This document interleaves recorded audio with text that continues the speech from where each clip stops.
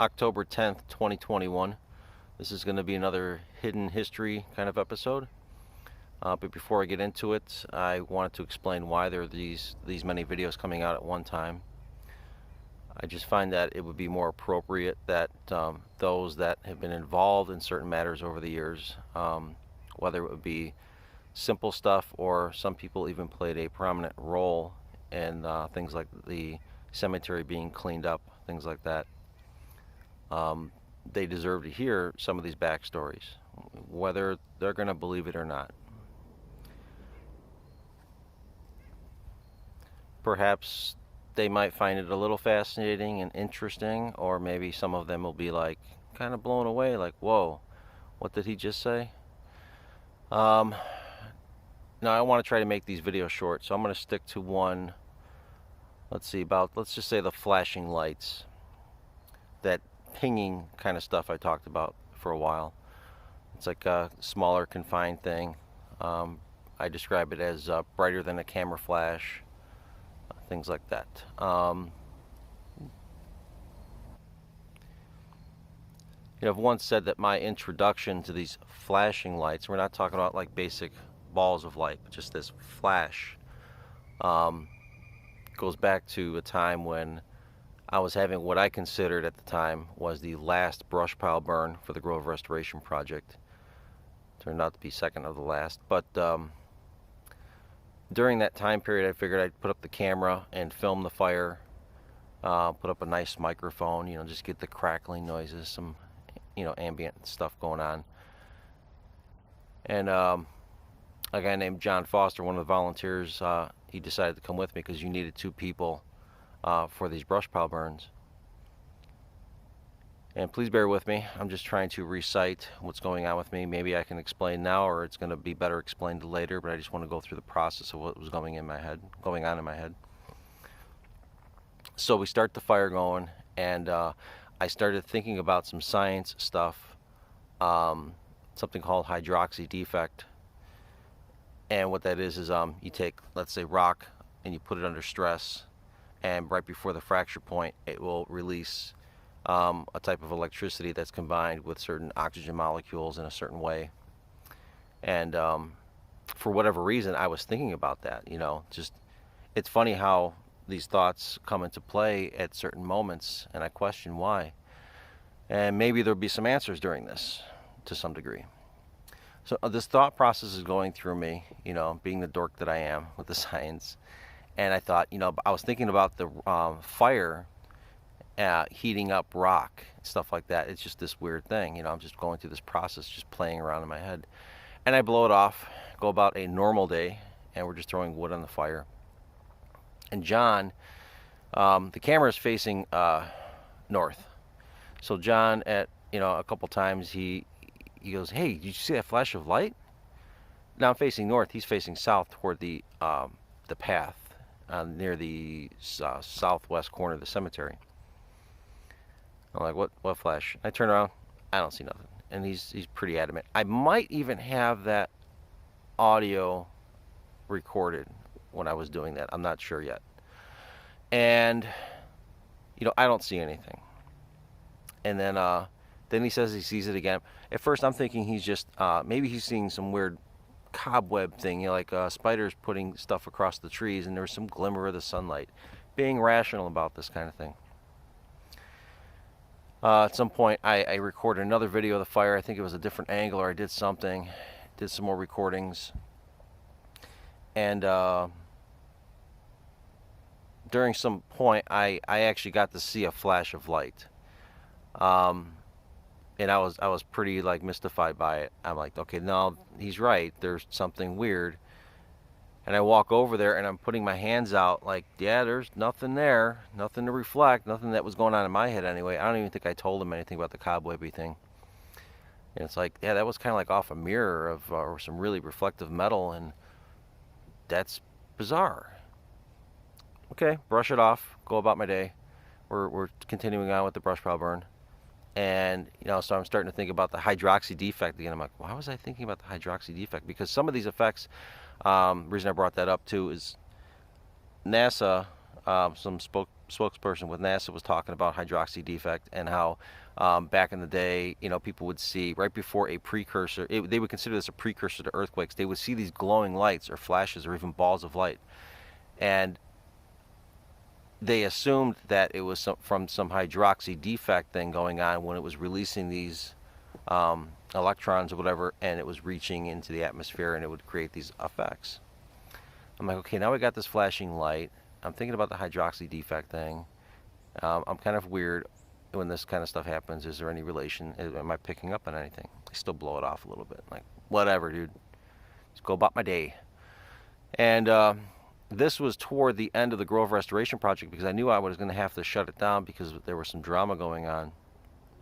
And I'm sure some people will remember some of this. I don't know how much they'll remember of the truth, but it's what happened. Out of nowhere, coincidentally or whatnot, these people show up. And who are these people? It was Ursula Bielski and some others with her.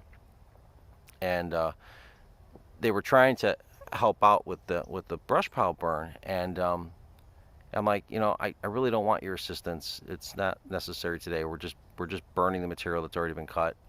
Please just leave us alone. Stay clear. I don't want you getting hurt. Playing the professional role kind of thing.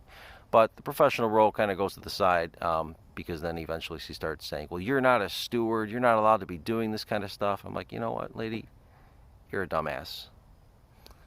I don't know, what's going on in your head, but I don't need this trouble today. Please just go away. Eventually they go away, and there was some flashing light that had occurred after they had left. And I thought that was really weird. Like, why are we seeing all these flashing lights and then that occurs and it might play a role later in something I'm thinking about, and I just kind of still blow it off. So the day ends, and down the road, yeah, as I predicted, she created a lot of noise, and I knew that the Forest River District was not going to want any drama, and things were going to end anyway. There's a lot of backstory stuff to that too, which is for a completely different video. Could be another fascinating thing. And I come back to Illinois after I had moved away for a little while. And I thought about those lights because I started seeing them again. And then it occurred to me when I saw one near the cemetery fence, where it's becoming common now to see it. And I remember, like, wait a minute, that wasn't my introduction to the flashing light that way during the brush pile burn. I remember that happening before twice years ago, separate years, real brief. And I do remember, like, yeah, that's odd. Why was that happening in the same spot? And for some reason, I just kind of put it on that back burner. I just kind of forgot. And that's when things started getting more and more interesting with these flashing lights. I thought, okay, you know what? I need to somehow get this recorded. It's a shame I didn't turn the camera around the day of the brush pile burn facing south instead of north to maybe get a few glimpses of these things. And here I am doing a video one day. I was a video for Google had something called Google Plus. It was like their version of Facebook, which is now gone. But nobody was really visiting it, and I thought, I like to see them, go back and use the Google stuff more. So it was just a quick video explaining to people that, you might be missing some stuff. I'm putting stuff here, putting stuff there. I'm not one to say, hey, subscribe, and, all that crap. But I just kind of wanted to let people know what was available and where it was at. And I did briefly have it go through my head. It'd be nice if you had a flashing light show up during this moment. That'd be kind of cool. Blew it off. Enough to where I'm filming, and I thought I saw a flashing light eventually, but again, I blew it off because I thought it came off of the Shields Monument. The way it's angled, sometimes the sun reflects or light or whatever. I'm doing my natural blowing off thing, my rationale. And it wasn't until I reviewed the footage later, I'm like, holy crap, there's something there. Oh, and it has a tail. Oh, I like these ones, the ones that have the tails. There's more to study. There's something really odd about these. There's even a little bit of physics involved, which I won't get into now, but I'm seeing some details of a bit of what would be considered high energy physics, probably at that time. And I remember seeing when I was out here with Ursula Bielski years before that. She talks about it, I guess, in her book about seeing a white light in the woods, and she thought it was messing with us, and she fabricated some of the details. But the point is that there was a light incident, and I saw a tail. And now I'm thinking, yeah, it's not normal, but how am I seeing a tail? Is this something with the human eye and something with the brain to see the tail? Or is this something that's in the environment that you can record? I'm thinking about the physics of it, the psychology and all this kind of stuff. Luckily, time goes on, we're able to get something on video. I'm like, okay, yes, the tail is something you can document. Okay, got it. And now more people are describing they're seeing this flash of light. I've even had one person say they saw what they called a line behind the flash of light. And we're going to get into that. This gets even more interesting. But at some point down the road as well, I reported on the vibrating ground, vibrating tree scenario.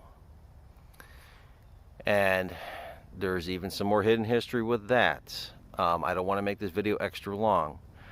The bottom line is I approached this tree. It had witnesses, right? Actually, there were technically 2 events. This happened on 2 separate days. Okay, I only mentioned the one. I want to clarify later, but not now. On this second day, I felt the vibration. It was stronger. Really caught my attention even more. I walk over to the tree. I'm feeling all this vibration stuff. I get the feeling on something, let's say of a psychic nature. I'm like, wait a minute. You're trying to tell me something.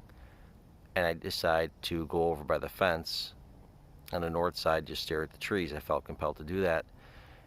And I'm just staring at the tree and staring at the tree. And that's when I saw a flash in the tree. And I thought, wait a minute. Did I just see that? That seemed like the normal flashes, only it was in the tree. And rapid fire happened again. And usually they don't rapid fire like that. And when it rapid fired, I saw the whole tree, or at least 80-90% of it, boom, glow like a lantern, blue-green. Started more brilliant where the flashes had occurred at first, and just spread out and got a little dimmer, if you can visualize that. I thought, holy shit. Now we're going to leave it at that for now, because I said there's more to this. And there's other times where I'll get these feelings, and I'll be this is just one example. I'm at the heart. Some people, you may have heard this in person when I talk out here, so if you're out there, chime in. I'm at the hardware store at a Menards, and I'm buying some stuff, and I got this thought in my head, like, you need to get out to the cemetery. Somebody's experienced the flashing light. You need to document it. No way. Cool. All right. Getting used to this kind of stuff. So I dropped everything, didn't even pay for it. I just left the store empty-handed and got here. As soon as I get to the cemetery, I'm hearing somebody saying, did you just see that? Did you just see that? That bright light? Hells yeah. And I'll have to dig up the video. I'll pop it in there. And she described it in the same spot where I saw it multiple times years ago, which is my real introduction to it, the one I put on the back burner. I'm like, wait a minute. Okay, cool. Okay, see the tree on the right where there's somebody walking right now. Is it near kind of like where they're at? Yeah, but it looked closer? like it was a little closer, like right beside the tree is what it looked like. So the tree coming out like from the ground, right out of the tree, kind of, yeah, or the fence. Yeah, I saw it above the fence actually. So the light was above the fence. So it didn't, that's pretty tall for. And so, you say it was really bright, and what size you think it was? I mean, it was so quick, right? Yeah, it was pretty small. It was probably only like about that big. So it's like an inch, like a quarter maybe. So like little pin mark kind of thing. Yeah. That's how I describe mine. Now she did mention that she saw a line. I thought maybe she was seeing the tail. Okay, whatever. I don't know yet. And then we're gonna fast forward again to that weirdness where I put out that meditation. I said, with the police trail camera, I said, it'd be nice to put on a demonstration. We'll see what we can do with this, and you know, you'll have to go back and watch that video for the details. But here we got this anomalous picture showing exactly what I had asked, even in a scenario that I had asked. And you see this black ball, and you have this tail, and there's even not just the tail, but then there's even this funny line that's through the whole tail. I'm like, I thought back on how she described it as a line. I didn't know if she meant like a tail or a line, but it's just like this stuff is adding up, adding up. This is really anomalous stuff. But as it turns out, though, these lights are, at least to some degree, sentient. They are not raw science, because when I released that video on the vibrating tree event, I just kind of threw in the NASA clip just as a brain stimulator to let you think about stuff. But you know, there are these backstories, and I just couldn't get into it. It's just too damn complicated. Maybe right now your head's spinning and you're trying to make sense of any of this stuff. I don't know. But so we're having these interactions. Okay, fine. Or I'm having these interactions. It is a we thing. This is a collective effort. You know, this is how I see it. Everything's been a collective effort. This one's kind of recent. So now we're getting these balls, we're getting these tails. Now these are the small balls, right? And they have a flash to it. Some are black. And I have my theories behind why they're black. And then we're going to go to something that Carl Kochman had filmed when he was by the two popular trees at the front entrance, the big, tall, piney looking ones. And he has this larger object bouncing around. And then I talk about later how, you know, people visiting here, now they're experiencing things at home, which is not unusual. And then, you know, on his Ring door cam, it's the same thing, moving around. And, you know, I know I have witnessed this. There's a guy out there, Rob Johnson, from back in like 2000, 2001 time, when there was a nighttime permit. Actually, it was the same night with the ball of light experiment video. And we had just packed up. The sun was just starting to peak up, so you can barely start to see more around you.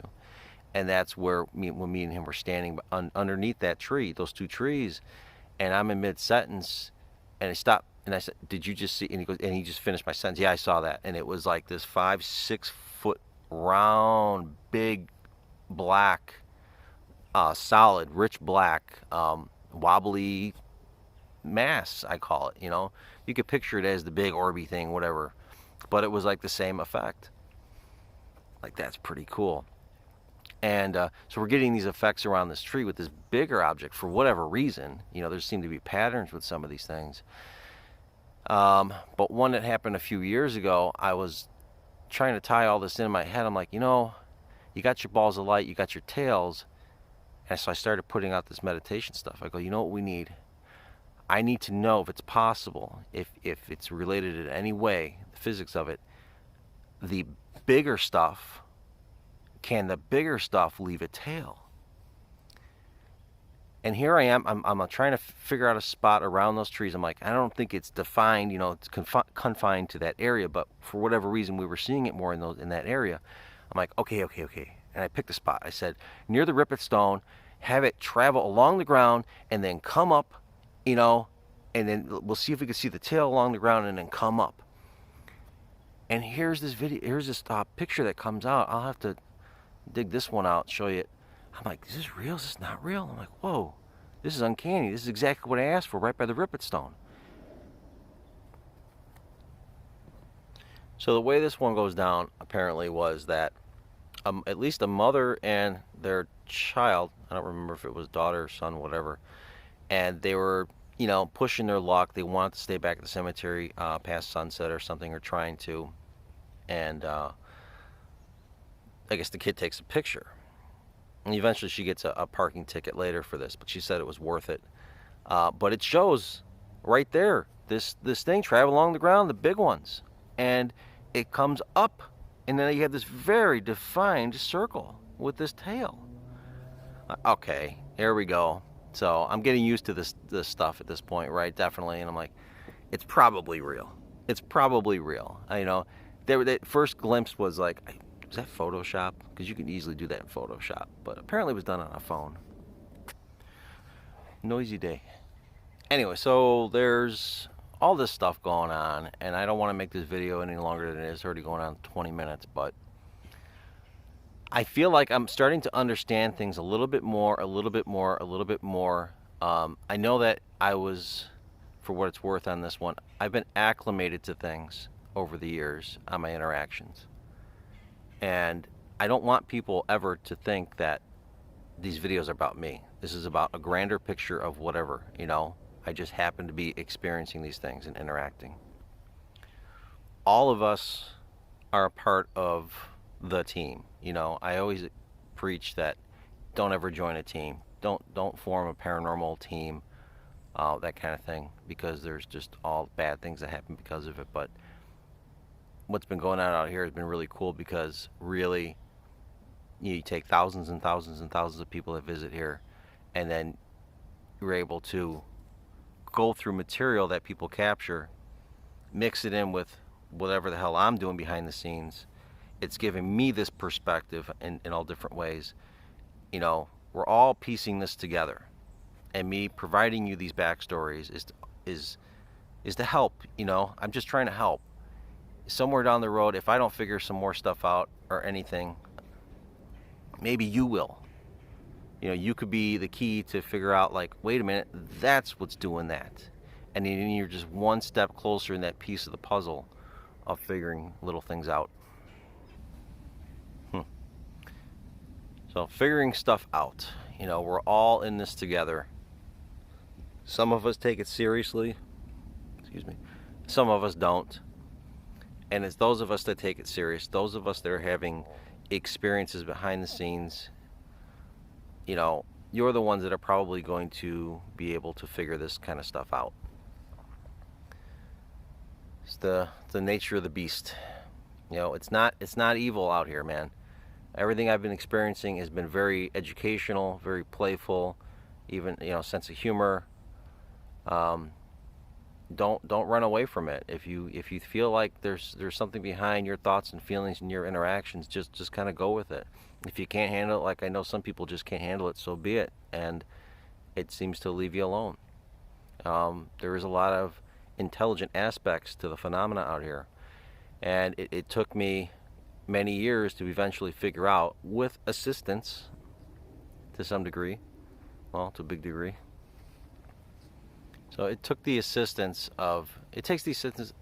of everybody, you know, whether it's in mundane ways or extraordinary ways, you know, assistance from the general public, assistance from unseen intelligences that do occasionally present themselves at whatever time of their choosing, apparently. There are those different layers to the phenomena, the layers to that onion out here. But we're all in this together. Again, it's a thing that I hope that goes on for many years, and eventually I will reveal some stories about myself and about experiences that happened here in 2021 that were, it says, you know, hands down for me, like, okay, I know it, I get it. You're definitely not dead people interacting. I'm not saying we don't survive death and all that kind of stuff, and there's interactions, but what's been going out here on a more grander scale, it's not dead people. But don't be afraid of it. It's pretty damn cool. Anyway, until next time.